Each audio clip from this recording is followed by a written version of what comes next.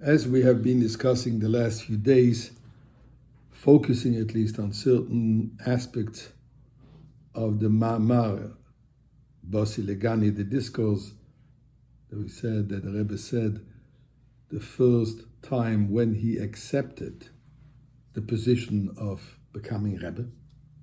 And we said it was on the 11th day of the month of Shvat in the year 1951. The Rebbe actually said this Ma'amar in the most emotional way.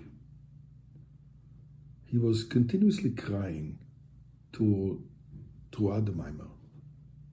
At times, choking up, where he had difficulties actually to be able to continue saying those words. In addition, he said it in 3 parts. And between each part, he asked certain nigunim of the Rabbeim to be sung. In the latter part of the Ma'amar, the Rebbe then discusses the fact that we are the 7th generation, as I've mentioned the previous day. And as such, we have a specific task and mission to accomplish, which is the purpose of creation of the world. As it says right in the beginning of the Torah, when God created the world, in the beginning God created heaven and earth. The reason for that creation was because God wants to have a dwelling place in this world. As the Pasuk says,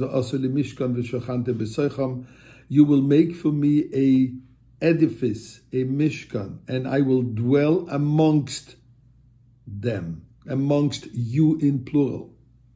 And as it's explained, that it's not talking a place, but it's talking to us, that God wants to reside in every single one of us. In other words, each one of us should become the dwelling place for God, and this way we transform this entire world, that this world becomes God's home, God's garden. And then the Rebbe says that we have to learn from the first one. First of the 7, going back to our forefathers, Avraham Avinu. What did he do? Avraham Avinu was going around and spreading the belief in one God.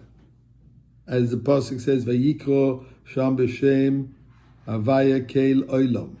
That he was going around, Al Tikro Vayikro, not that he called himself, not that he pronounced himself that God is the creator, that the world is completely godly, but Vayakri, he saw to it that others should also pronounce this. Says the Rebbe that it is our responsibility to go around, and even to places and to people who unfortunately are distant from godliness, are distant from the holiness, from the holy places.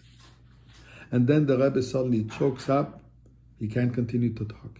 And he says, even if there is a person who doesn't know Aleph base, it is our responsibility to go teach him that. I ask the question, I wonder.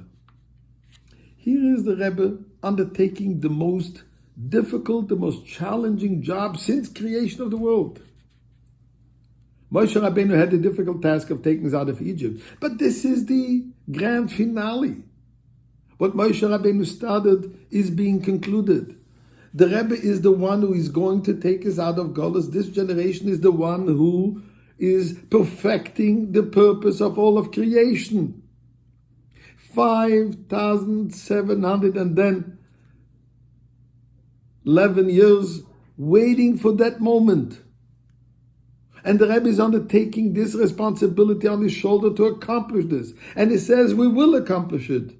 He's crying about an Aleph? He's crying about a child that doesn't know Aleph base? Is this what it's all about? So first of all, yes, indeed. Moshiach worries about every single Jew. But I think there's a little bit more than this. This Aleph represents the famous Rebbe saying that the difference between exile and redemption is an Aleph. In Hebrew, exile is Gola, redemption, Geula. The same letters except Geula has an Aleph. Says the Rebbe, we have to introduce the Aleph into exile and we will have redemption. I would like to suggest, what is this Aleph? The Aleph maybe stands for godliness, which in Hebrew is Elokus. The first three words of Ten Commandments, Onoichi, Hashem Elokecha, I am God, your God, this Aleph. And how should it be done? With the Aleph of Ahavat Yisrael, love your fellow Jew. How can we do this? With the Aleph of Emunah, complete and total faith. How? With emes, truthfully. This is the Aleph that the Rebbe cries about, that we have to introduce into the world. And this way, we will have the ultimate Aleph of the song of Az Yoshe Moshe, the song of redemption.